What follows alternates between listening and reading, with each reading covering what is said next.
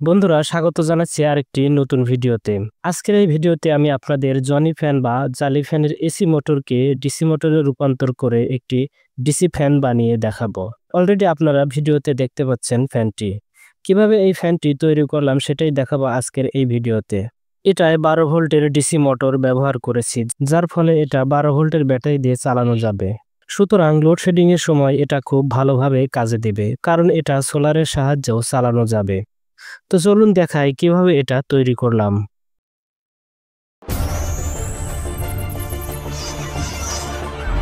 দেখতে পাচ্ছেন আমার হাতে একটি নষ্ট জালি ফ্যানের মোটরের বডি রয়েছে।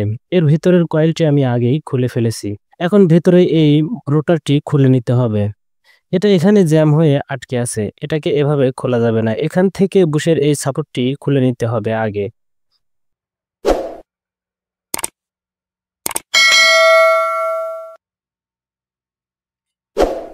বন্ধুরা দেখতে পেলেন আমি কিভাবে এটা খুলে নিলাম।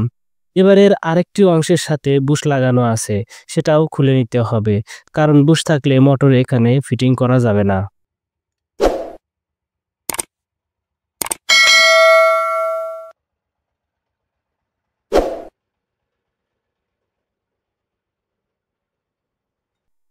এবার এরকম একটি পিভিসি শিটের টুকরা প্রয়োজন, আর এই পিভিসি টুকরাটি গোল করে কেটে নিতে হবে এবং এর মাঝে 3টি ছিদ্র করে নিতে হবে, যাতে করে মোটরটি এটার সাথে ভালো করে ফিটিং করে নেওয়া যায়। এবার একটি মোটর প্রয়োজন। দেখতে পাচ্ছেন আমি একটি মোটর নিয়েছি। এটা অরিজিনাল চাইনিজ মোটর, আর এটার কয়েল 100% কপার তার দিয়ে তৈরি। কপারের মোটর অপেক্ষাকৃত কম পরিমাণ অ্যাম্পিয়ার গ্রহণ করে। দেখতে পাচ্ছেন এটার ইনপুট ভোল্টেজ 11.8 ভোল্ট। তার মানে এটা 12 ভোল্টে খুব ভালোভাবে চলতে পারবে। এবার মোটরটি এই পিভিসি শিটের সাথে সেট করে নিতে হবে। আমি ছিদ্র বরাবর মোটরটি যথাযথভাবে বসিয়ে নেব। এরপর স্ক্রু দিয়ে মোটরটি ভালো করে আটকে নেব।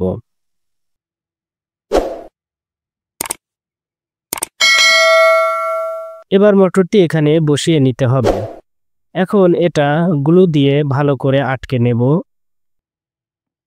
চমৎকার সব ইলেকট্রনিক্স ইউনিক গ্যাজেটের রিভিউ, বিভিন্ন প্রকার ইলেকট্রনিক্স গ্যাজেট রিপেয়ারের ভিডিও ও নানা রকম ইলেকট্রনিক্স গ্যাজেট তৈরির ভিডিও পেতে মাইক্রো প্রজেক্ট বাংলা চ্যানেলটি সাবস্ক্রাইব করে রাখুন। নিয়মিত ভিডিওর নোটিফিকেশন পেতে বেল আইকনটি ক্লিক করে রাখতে পারেন। চ্যানেলের অন্য সব মজার ভিডিওগুলো মিস করে থাকলে চ্যানেলটি ঘুরে আসতে পারেন, হয়তো আপনার কাঙ্ক্ষিত ভিডিওটি পেয়ে যেতে পারেন। এ পর্যায়ে আমি মোটরের সাথে 2টি তার লাগিয়ে নেব। দেখতে পাচ্ছেন আমি খানিকটা কেবল নিয়েছি।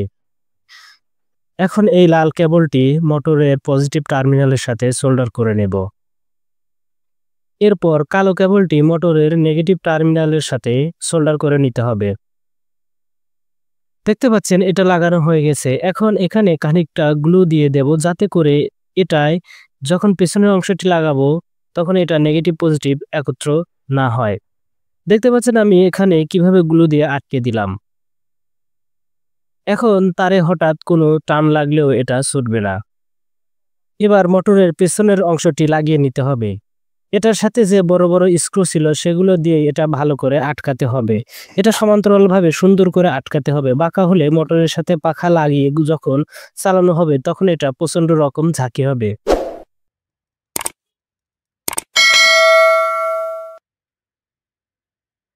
তো বন্ধুরা দেখতে পেলেন আমি কিভাবে এটা লাগিয়ে ফেললাম। দেখতে পাচ্ছেন আমি কেবলের সাথে 2টি ক্লিপ লাগিয়ে নিয়েছি। এটা ব্যাটারির সাথে লাগিয়ে এই ফ্যানটিকে চালানো যাবে। এবার মোটরের পিছনে এই ক্লাম্পটি লাগিয়ে নিতে হবে। আমি এটা স্ক্রু দিয়ে ভালো করে আটকাবো, যাতে করে এটা শক্তভাবে এটার সাথে আটকে থাকে। এটা ভালো করে আটকাতে হবে, কারণ এটা সচরাচর সিলিং এর সাথে ঝুলিয়ে রাখা হয়। শক্ত মজবুতভাবে না আটকালে এটা খুলে যাওয়ার সম্ভাবনা থাকে, আর খুলে গেলে মারাত্মক দুর্ঘটনা ঘটবে। তো বন্ধুরা বলতে বলতে আমি এটা লাগিয়ে ফেললাম। লাগানোর পর এটা দেখতে এমন হয়েছে। সবশেষে মোটরের শেপের সাথে পাখা লাগিয়ে নিতে হবে। দেখতে পাচ্ছেন আমি একটি পাখা নিয়েছি, এটা 12 ইঞ্চি পাখা। এগুলো সোলার ফ্যানের পাখা। আমি এখন এটা মোটরের সাথে লাগিয়ে নেব। মোটামুটি এখন সকল কাজ সম্পন্ন। এবার চালিয়ে দেখার পালা। তাহলে এবার এটা চালিয়ে দেখা যাক কেমন চলে। দেখতে পাচ্ছেন আমি একটি 12 ভোল্টের ব্যাটারি নিয়েছি। এখন আমি ব্যাটারির সাথে ফ্যানের ক্লিপ দুটি কানেক্ট করতেছি। এখানে লাল ক্লিপটি লাগাতে হবে ব্যাটারির পজিটিভের সাথে, আর কালো ক্লিপটি লাগাতে হবে ব্যাটারির নেগেটিভের সাথে। তো দেখতে পাচ্ছেন লাগানোর সাথে সাথে ফ্যানটি ঘুরছে এবং এটা প্রচণ্ড বেগে ঘুরছে। আমি হাত দিয়ে ধরে রেখেছি, তাই আমি ভালোভাবে অনুভব করতে পেরেছি।